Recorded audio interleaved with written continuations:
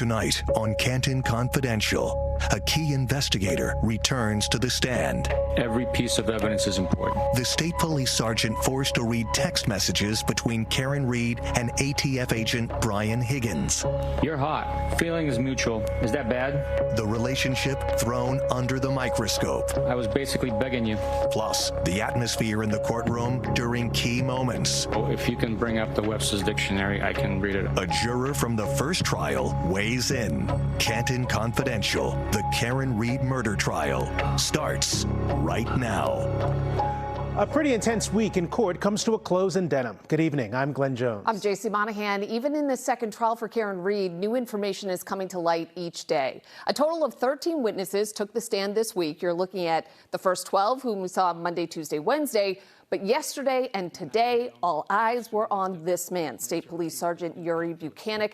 He supervised the lead investigator in this case, the now former trooper Michael Proctor.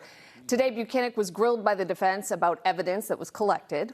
These are pieces of taillight cover collected from Karen Reed's SUV. And there's questions about who collected each piece and when. But the most contentious testimony came from these text messages. You're looking at messages sent between Karen Reed and ATF agent Brian Higgins. Messages Bukhenik, who wasn't involved in these conversations, was forced to read on the stand. The texts reveal a lot about the relationship between Reed and Higgins. All right, let's bring in NBC 10's Melody Mendez live outside Norfolk Superior Court in Dedham. Melody, a lot to dissect from what was said in court today. Yes, JC and Glenn, I'm glad you guys mentioned it because though there was only one man on the stand all day, there was a whole lot to cover, a lot to dissect. Here's a look. Can you describe for the jurors exactly where each of the, let's take them one at a time, where each of the 6 pieces of plastic fragments were found? It was all located in the general vicinity where it was initially excavated, but also where I was told Mr. John O'Keefe was found. Did you seek to actually document where each item was found? In other words, by cross coordinates or some other such manner? The exact location where each item was recovered from was not documented with a picture or GPS. Jackson continuing to poke holes at the documentation of the evidence and the chain of custody. Who was in possession? Who had access? And again, the involvement of former trooper Michael Proctor. And more text messages came into focus today, this time texts between Karen Reed and ATF agent Brian Higgins. He's one of the people the defense has argued could have been responsible for O'Keefe's death and was in the Albert home on the night in question. The texts, in the words of the defense, showed a sometimes flirtatious exchange. You're hot. Are you serious or messing with me? No, I'm serious. Feeling is mutual. In which Reed talks about the state of her relationship with John O'Keefe, referring to an incident on New Year's Eve. Are you breaking up or staying together? I don't know. He hooked up with another girl on vacation. I am very close to his niece. It is a very up situation. The text referenced that Higgins and Reed kissed, with Reed eventually driving to Higgins' home on January 19th, but days later seeming to cut off the romantic interest. Then on the night in question, he sent her 2 more texts while they were in the same room at the Waterfall Bar. She didn't respond. The defense says Higgins was upset at being ghosted by Reed. Later in court, Sergeant Bukhenik was pressed on why they never got Higgins' phone. Did you become aware of a call that was made by Brian Higgins at 1:35 a.m. while at Canton Police Department? I am not aware of that, no. We never sought to get Brian Higgins' phone. Even after you received and read all of those text messages between him and Karen Reed? Correct. He was shown video of Reed's SUV seemingly hitting John O'Keefe's in the driveway of his home. Jackson asking the sergeant to clarify his testimony from last year. Based on what you just saw in this video, do you believe that the SUV struck the Chevy Traverse? Logically speaking, the 2 vehicles had to have come into contact for the tire to move. And then the dog that's gotten so much attention. Did you learn that the Albert family had gotten rid of the dog named Chloe? We learned that they no longer cared for the dog. I don't know if get rid of is accurate. So it's no longer with them, right? Correct. They no longer own the dog. Okay, so they got rid of it.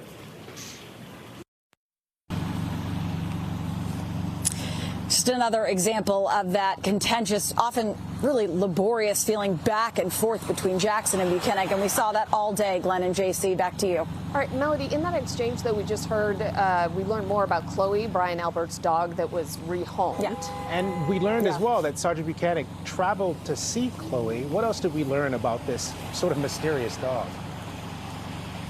Okay, well, we now know that, yes, Sergeant Bukhenik traveled to see the dog and its new owners. The dog now has been named Cora.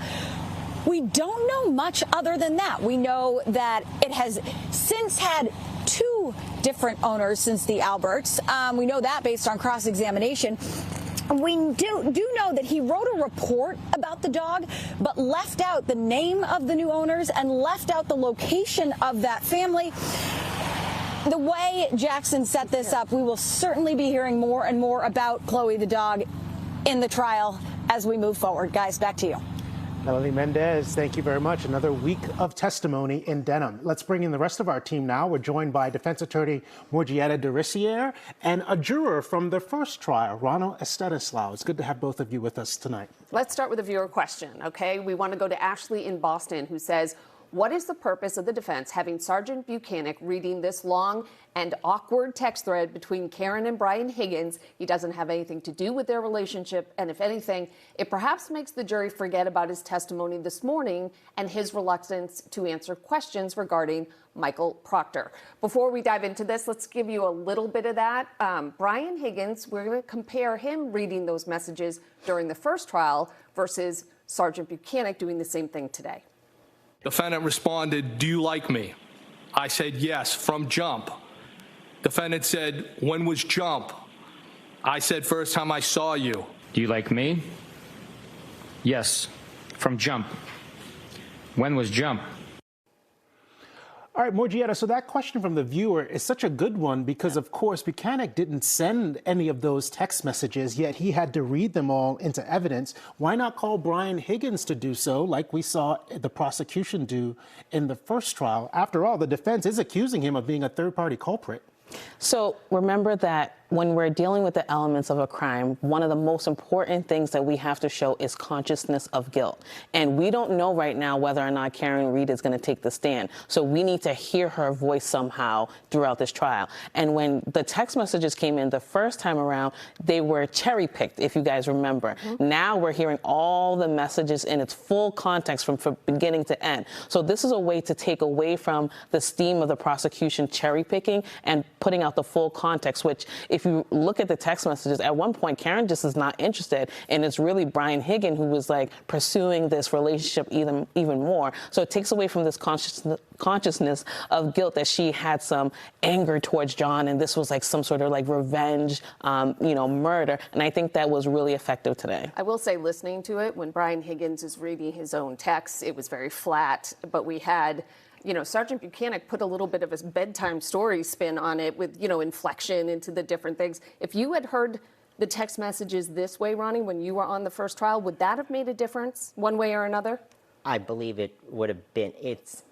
I believe it was much more interesting the way it was presented today in comparison to the previous time.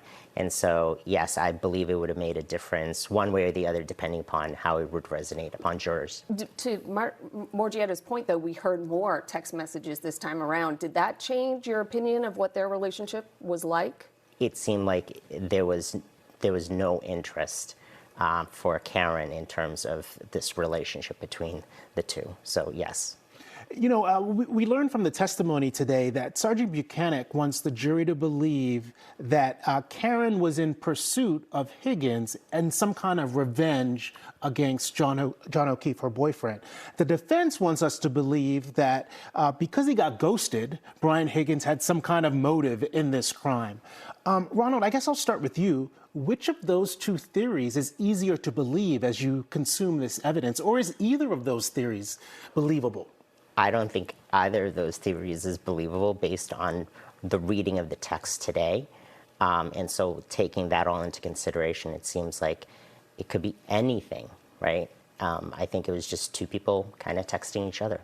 And what about your thoughts on those theories? I kind of agree with Ronald here. I don't think it landed the way that either side really wanted it to, but what it did do was open, again, credibility issues for Bukhenik on testifying today, and you can see that the jury is slowly starting to not believe the credibility, and that's really hard for the prosecution, especially when this is one of their key witnesses that they're trying to get the jury to like. Okay, so to that point, Alan Jackson has said multiple times during this trial, words matter, right? And he has used witnesses' words from the past against them, or tried to at least in this trial.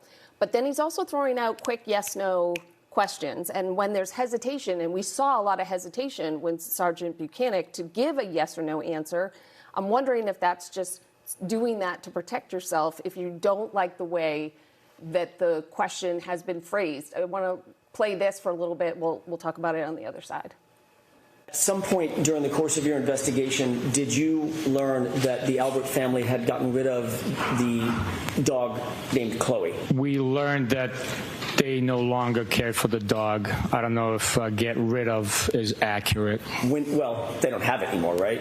Giving it up for adoption, I guess? I don't know. I'm not a pet owner. Rehomed, I guess? They no longer own the dog. Okay, so they got rid of it. Yes, you can get rid of a dog, yes. Okay. At some point during the course of your investigation, did you find out that the Albert family got rid of Chloe? We learned that they no longer owned Chloe, yes.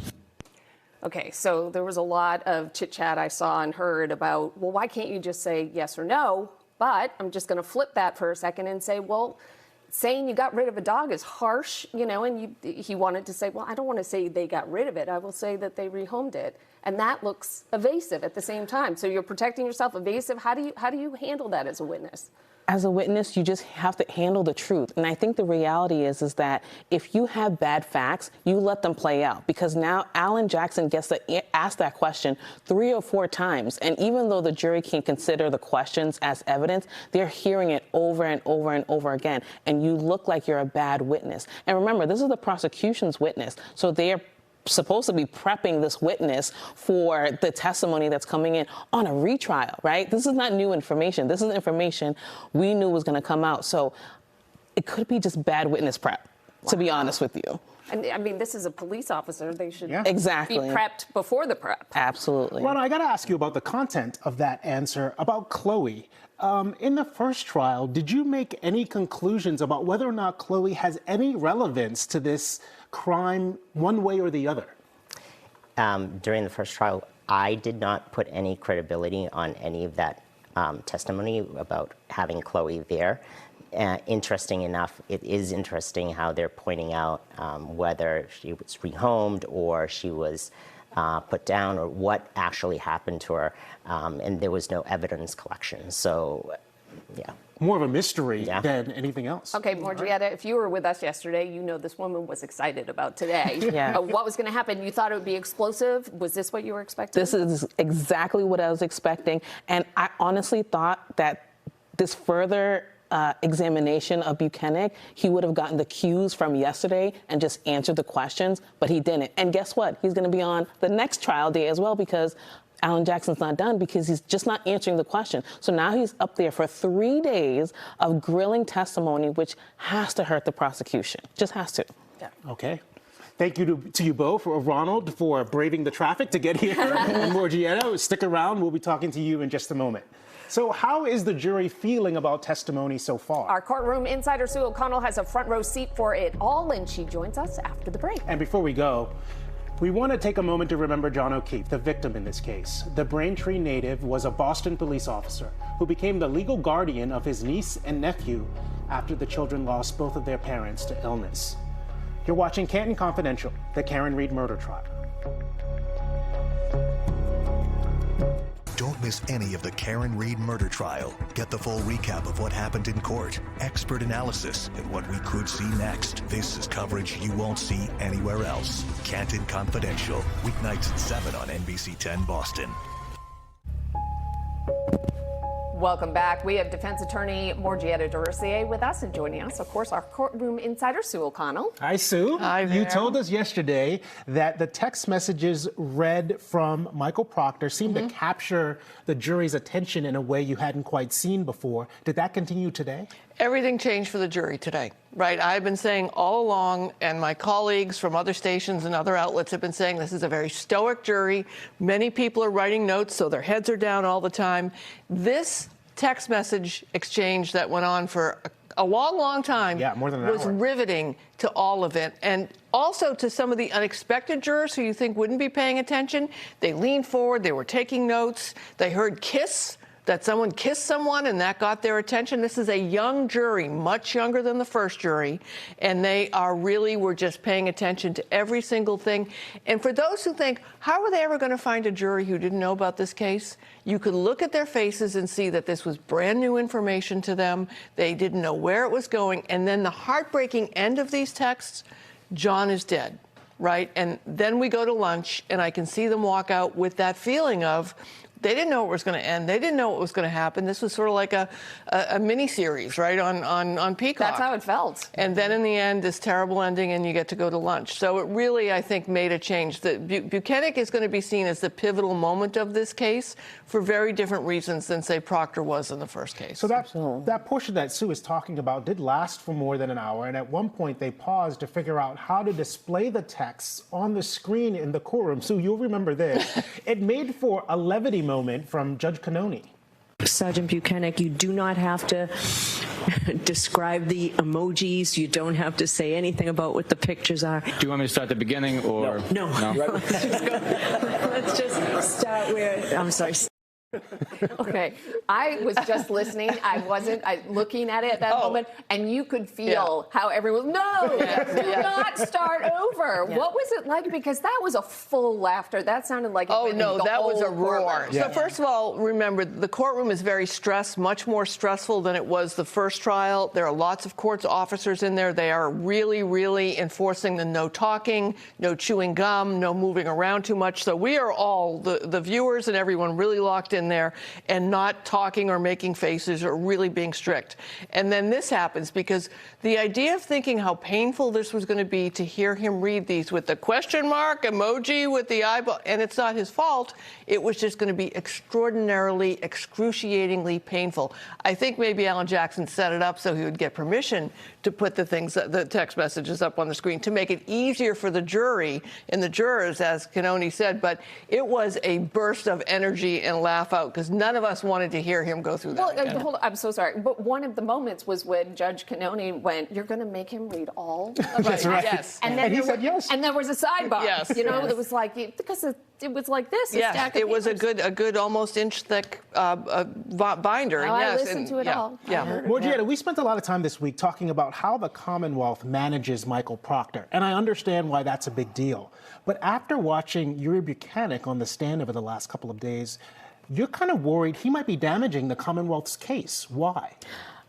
Because I think there's no way that you can get around bad investigation. You just can't. And I honestly think at this point, after today, after Monday, the next trial day, they're probably not going to call Proctor, but the defense will absolutely call him. And they're going to use that to capitalize and to obliterate anything that's left about this investigation. And it's really going to create that reasonable doubt that everybody who is a Karen Read supporter is really going to see. It's not going good in terms of the examination for Bukhenik, and it had really shown these last few days and is going to continue to show. So far, Morjieta, has he been the most damaging witness for the prosecution? This has been the most impactful examination out of all of the witnesses, and I think everybody has honed in on this examination extremely well because not only could you hear the text messages, you could read them. There was emotion behind it. This was the most impactful, absolutely. All right, before we go, let's take one viewer question. Judy is wondering, I get the feeling the defense has Michael Proctor on trial, not Karen Read. In the opinion of your legal team, Morjieta, is this a smart move? So again, remember the defense doesn't have to prove anything, right? It's the prosecution that has to prove the case in chief. But when the stakes are so high, like first-degree murder, you have to bring that level of reasonable doubt to the table, right? And the lead investigator, the lead investigation is how we even got to this case today, right? And so you have to really, really poke all the holes that you can to leave that in the minds of the jury. It's Friday. That's the last thing that they're thinking about is how horrible this investigation was and how horrible the officers were to Karen Reed throughout this entire investigation. So then, looking ahead, because this is round 2, so we have some idea of what's ahead, what does the prosecution still have left in their arsenal? If this is damaging, what are we looking for that the prosecution still has? Well, I think that when they get to the doctor that's going to testify, the neuro doctor, about how John O'Keefe's brain and his head and his neck were impacted, that's something I'm told I don't understand from the last trial, but was not emphasized correctly to the jury, that his cause of death or what doctors think may have happened, since many people said, you know, his injuries didn't align with being hit by a vehicle. This doctor's going to be able to say that. So that's a witness they can bring in. Their dog bite witness is also going to be helpful, I think, although it's now, because we don't even really know if this is really Chloe or Cora. You know, Jackson already set the table for that. But I think that the doctors are going to be very important. Absolutely. And I think if you look at the totality of this entire case for the prosecution, they're doing all the impossible, bad, not so good information first. So the last piece of information that they hear is the medical information, is the more technical, because could you imagine this being the last witness for the prosecution? it would be bad. Exactly, right? So do the technical information last. So that's the last piece of information that the jury hears from the prosecution side. All right, Yuri Bukhenik back on the stand Monday morning at 10 a.m. Sue O'Connell, Morjieta Derisier, thank you all both very much. And if you have questions about this case, keep sending them our way. The email is on your screen, canton.confidential@nbcuni.com. We'll answer as many questions as we can. And remember to join us every weeknight at 7 on NBC 10 Boston. We'll have a full recap of the latest developments from court as well as legal analysis. Plus, this week's episodes will be streaming on Peacock starting Sunday.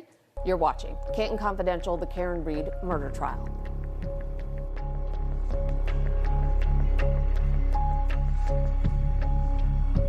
Chief Meteorologist Pete Bouchard, weeknights at 5, 6, and 11 on NBC 10 Boston.